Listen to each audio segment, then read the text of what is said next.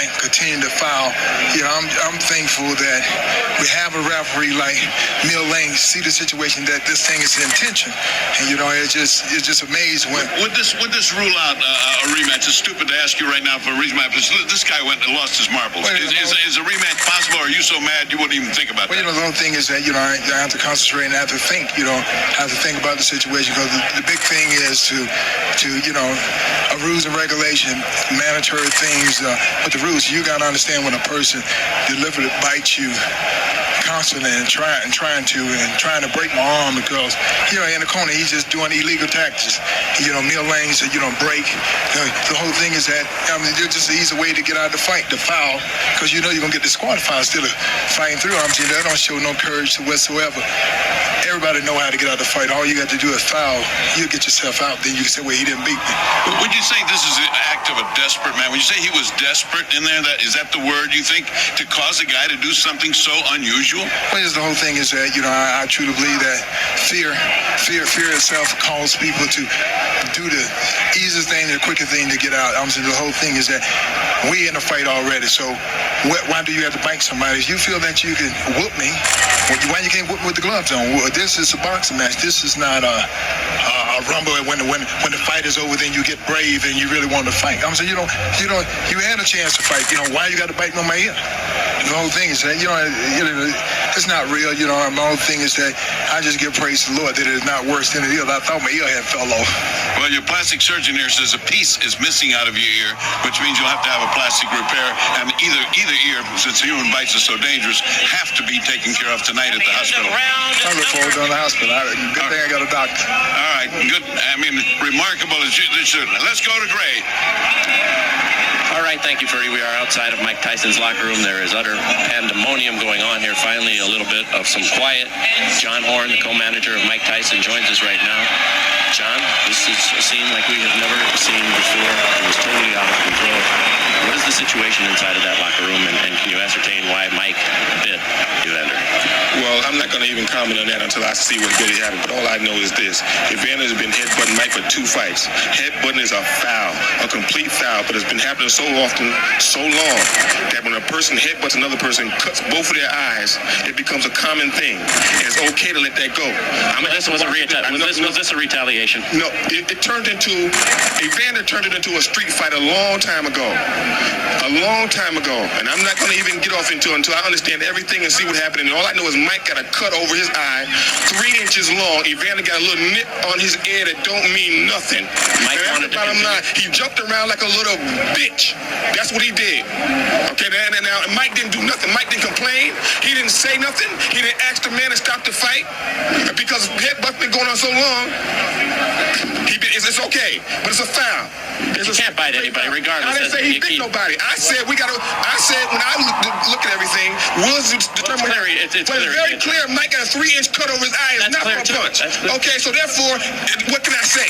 One is accidental, and it appears come on, please. One headbutt may be accidental. 15 is not. What would you have liked to have seen done by Mills Lane? This was the referee of your choice. I would like to see him let the fight go. The ear ain't got nothing to do with his fight. He got a little cut on the ear, man. The ear ain't got nothing to do with the fight. Ain't got nothing to do with his arms, his legs, his hand, his body, nothing. You don't need to scream at me. You don't need to scream at me. Mike got a cut over his eye. Okay.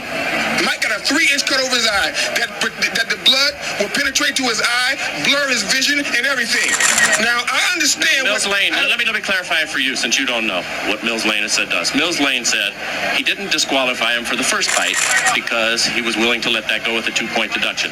The second bite, however, at the end of the round is what he said he had just had enough. Well, I have to see everything involved first. I can't comment on no bite or whatever the case may be. All I know is Mike got a 3-inch gash over his eye. Are you unhappy with the referee, Mills Lane? Not at all. Okay.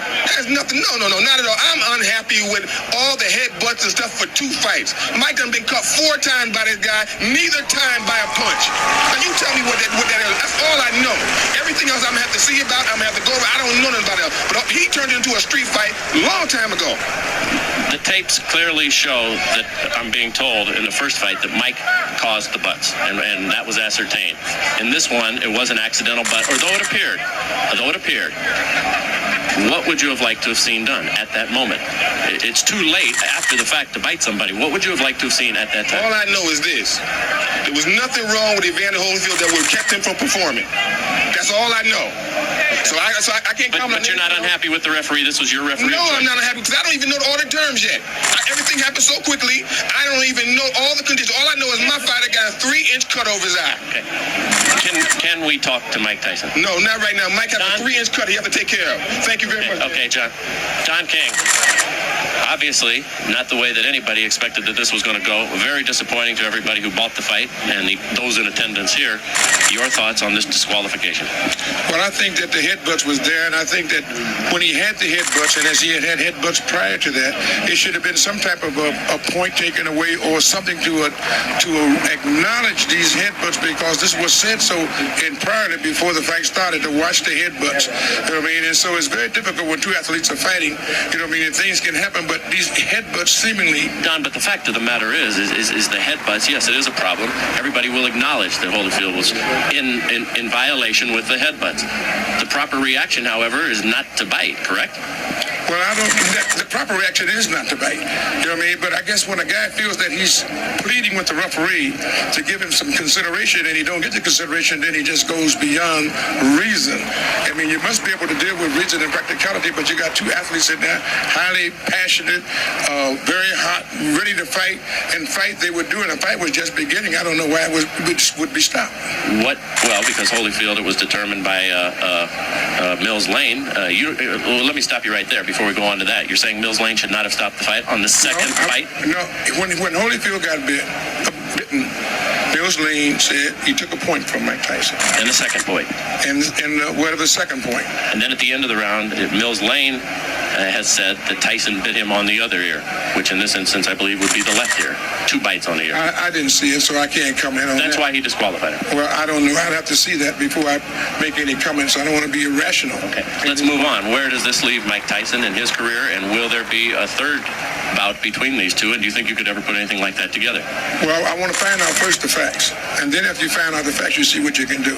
I think that when a fighter like Mike Tyson or Holyfield find that they're being wrong and they're not getting the consideration that they think they should have, then they try to take it in their own hands, and that's not always the right thing to do.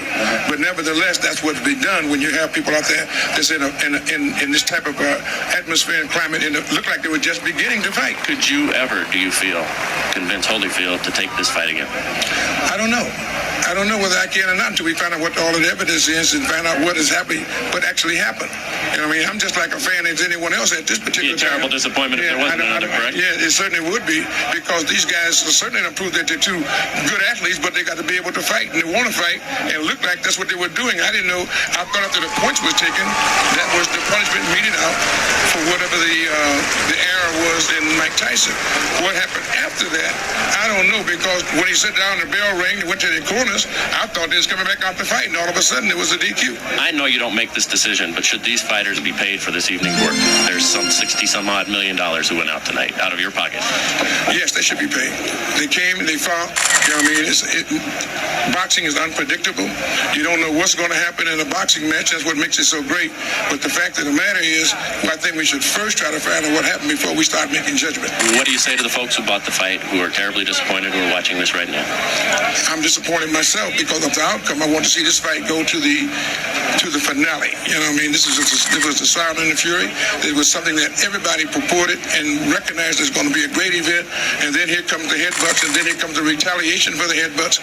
But after you get taking the points from the man, I just think that they should have been able to fight. If you get a headbutt or a low blow, you get 5 minutes to recuperate. I think it should have took another step to say, give them 5 minutes to recuperate or something, to let these people get their money's worth and be able to deal with this fight.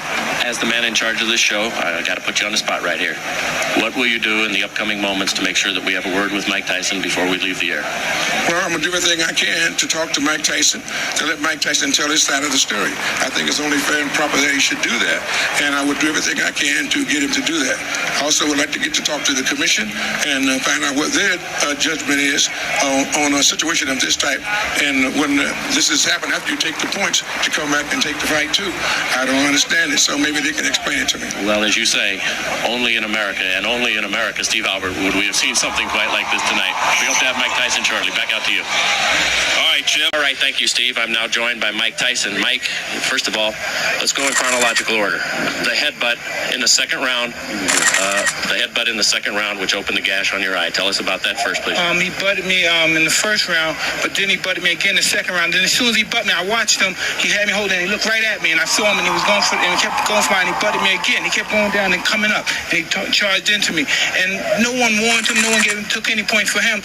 What am I to do? This is my career. I can't continue getting butted like that. I got children to raise, and this guy keeps butting me, trying to cut me and get me stopped on cut. I gotta retaliate. Now, immediately you stopped. You stopped fighting immediately right there, and you turned to Mills Lane and you said what?